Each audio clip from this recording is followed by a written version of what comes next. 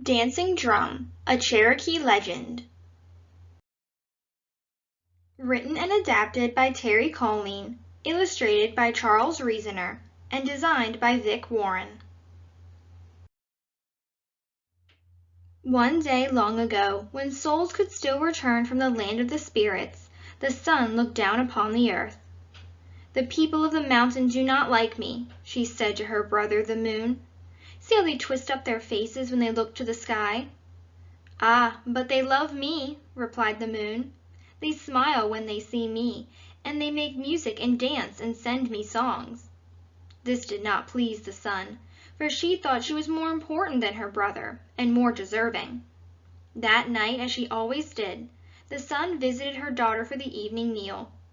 "How can the people love my brother and not me?" she asked.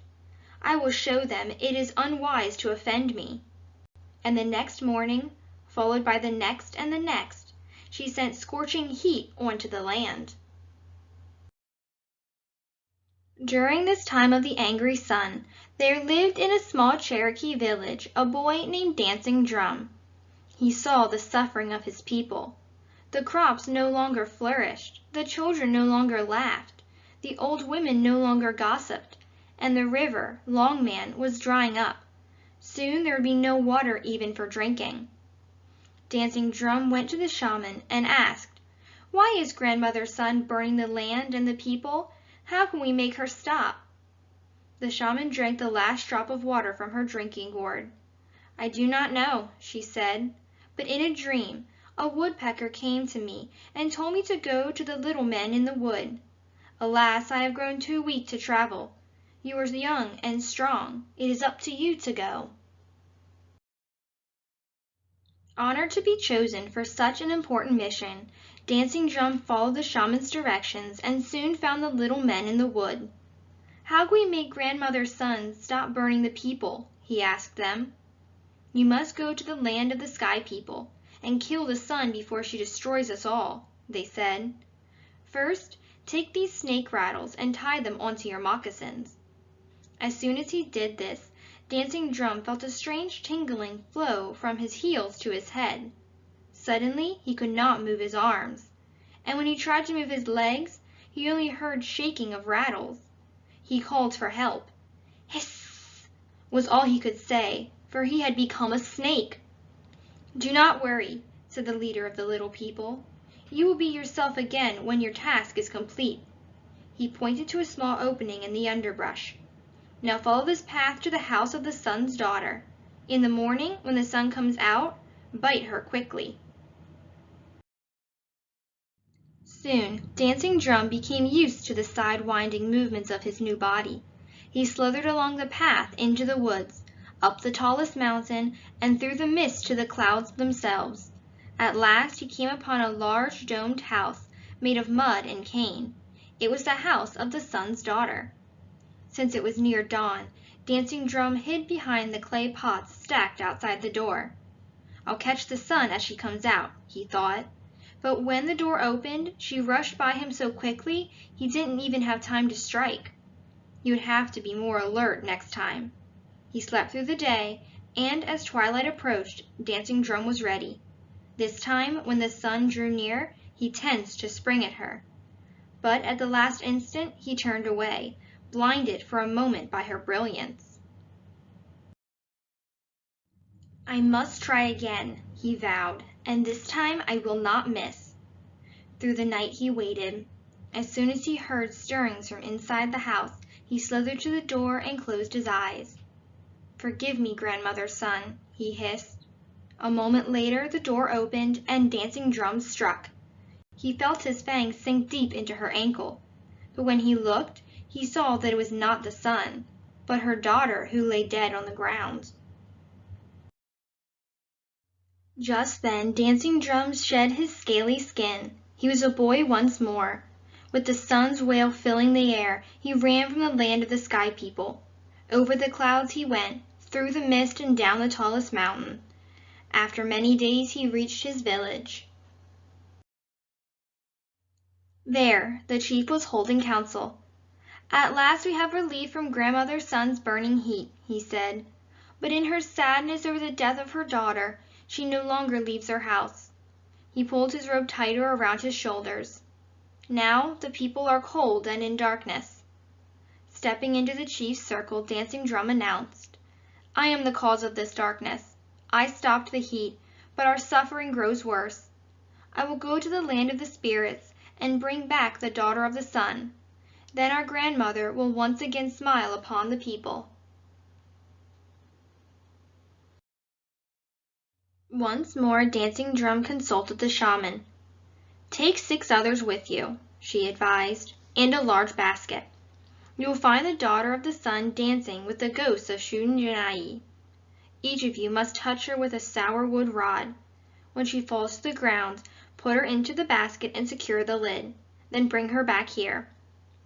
"This we shall do," answered Dancing Drum. He chose 6 of the swiftest stickball players in the village.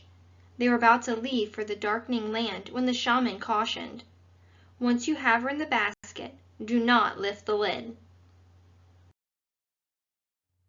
For days the runners followed the path to the land of the spirits. At the end of the 7th day, they heard drums and chanting. Then they saw the ghosts circling around a low fire. The daughter of the sun danced in their outer ring, heel toe, heel toe. From their hiding place in the shrubs, Dancing Drum and his companions took turns reaching out with their sourwood rods. Each time the daughter of the sun passed, one of them touched her. Dancing Drum's rod was the 7th. As it brushed her, she collapsed. The ghost seemed not to notice, so the boys hastily picked her up and put her in the basket, and secured the lid tightly. After a time, the daughter of the sun started moving around in the basket. "Let me out!" she called to the runners. "I must eat." At first the 7 ignored her. Then she called, "Let me out! I must have water." Again her plea went unanswered. When they were almost to the village, the basket started to shake. "Let me out!" called the daughter of the sun. This time her voice sounded strangled.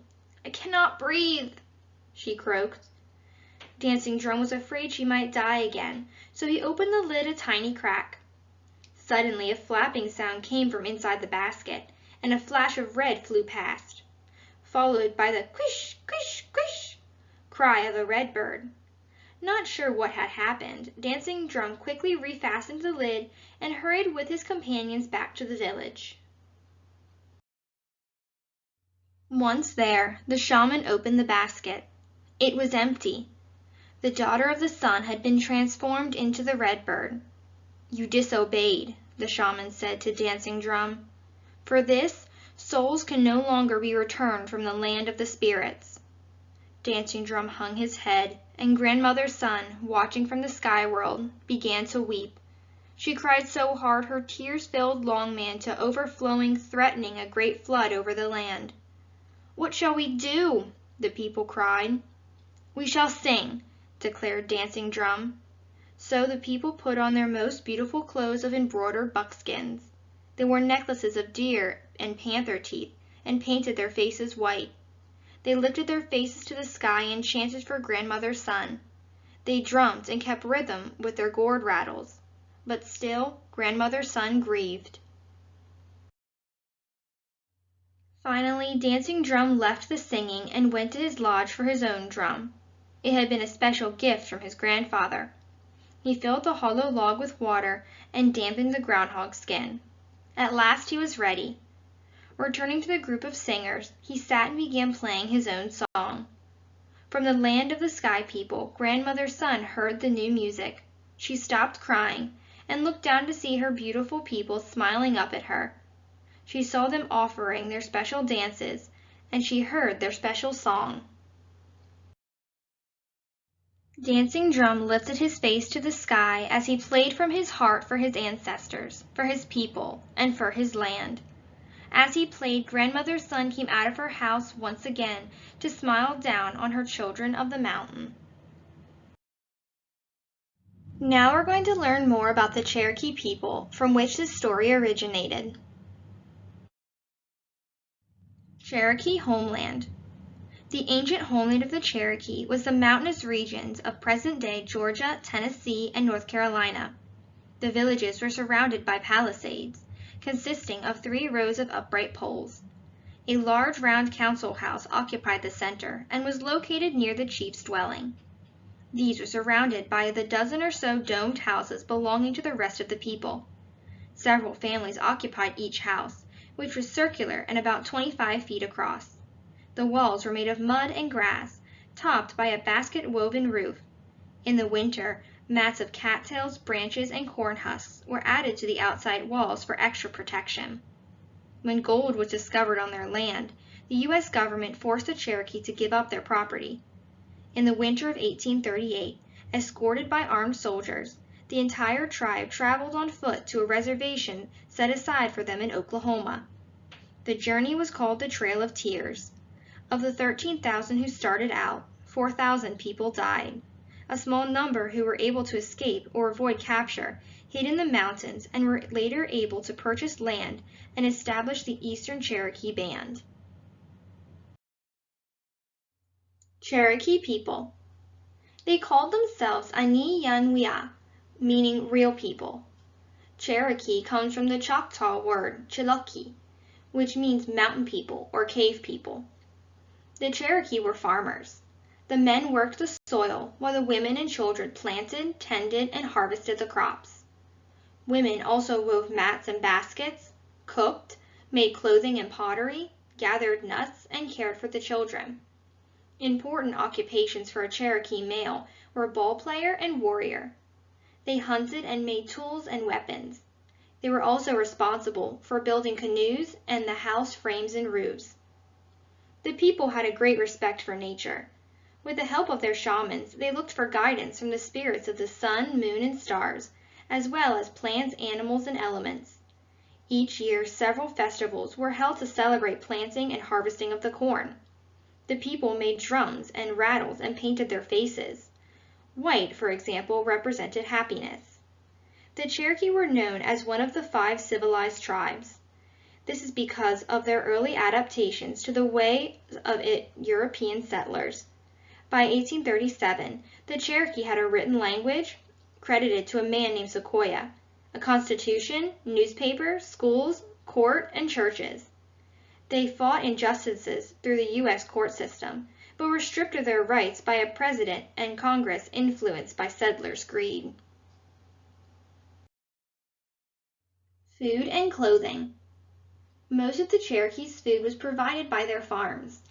They grew peas, potatoes, cabbage, corn, pumpkins, melons, sunflowers, and tobacco. They also relied on wild fruits like grapes, berries, crabapples, persimmons, and maple sugar.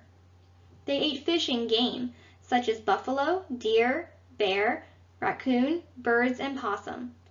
Like today, favorites were corn cakes, corn mush, parched corn, and roast turkey.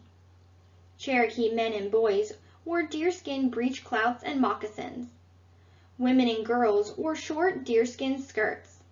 In cold weather, everyone wore rabbit fur capes or shawls tied over the left shoulder.